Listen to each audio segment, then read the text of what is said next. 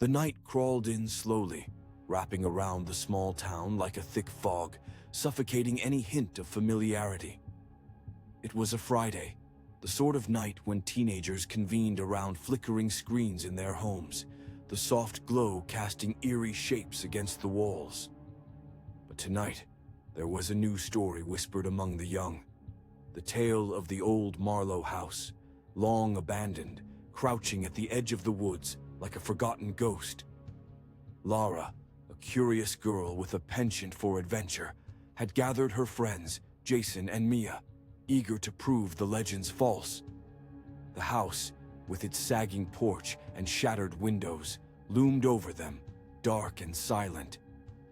"We'll just go inside," Lara declared, her voice firm. Despite Jason's nervous chuckle and Mia's wide eyes, they stepped over the threshold.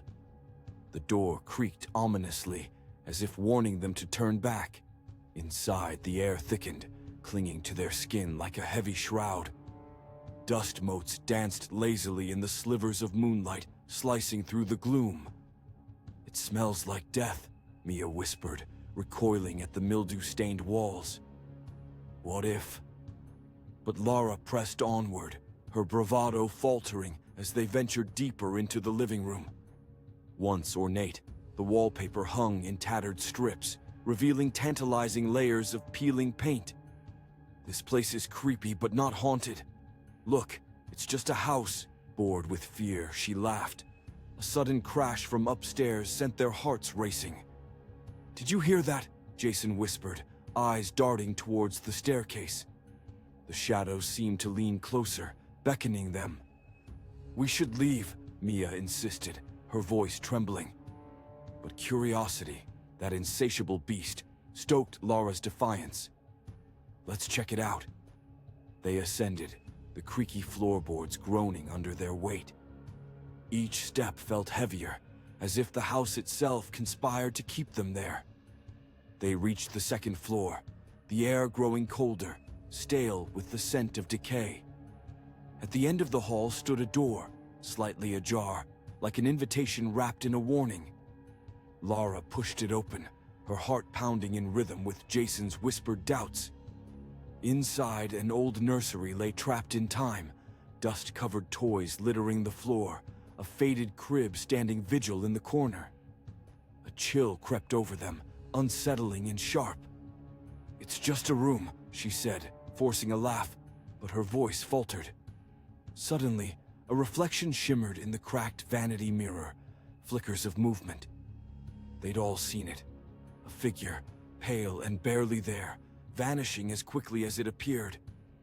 "We need to get out," Mia screeched, but the door slammed shut with a resounding thud, echoing like a funeral bell.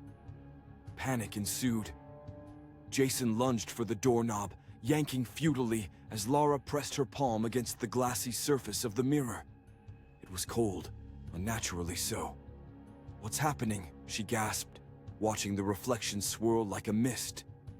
The figure reappeared, eyes hollow and sorrowful, reaching through the glass, fingers curling in desperation.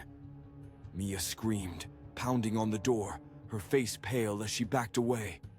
"It's trying to take you," she shouted. But Lara, entranced, edged closer, drawn to the sorrowful presence. In that instant, she felt a shiver. An overwhelming sorrow seeped into her heart as the figure spoke without words, a lament intertwined with darkness.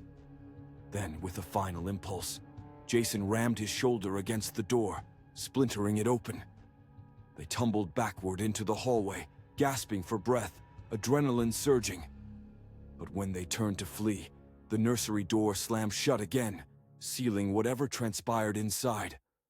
Breathless, they raced down the stairs, the night air wrapping around them like a lifeline.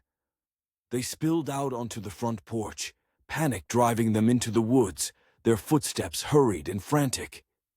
Yet, as they reached the thicket, a dreadful realization washed over them. Lara's laughter was gone, her presence a fading echo. They spun around, hearts heavy with dread. "Where's Lara?" Jason yelled, searching the shadows. But only the rustling leaves answered, whispering secrets hidden from prying eyes. "We have to go back," Mia urged, but Jason hesitated, glancing toward the house.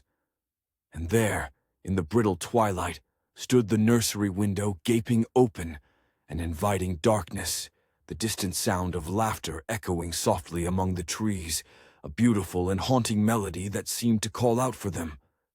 As the moonlight bled into the night, they realized with dawning horror their friend was no longer part of their world. She had merged with whatever lingered in that abandoned home, forever trapped within the sorrowful reflection of a haunted past that was now more than just a story.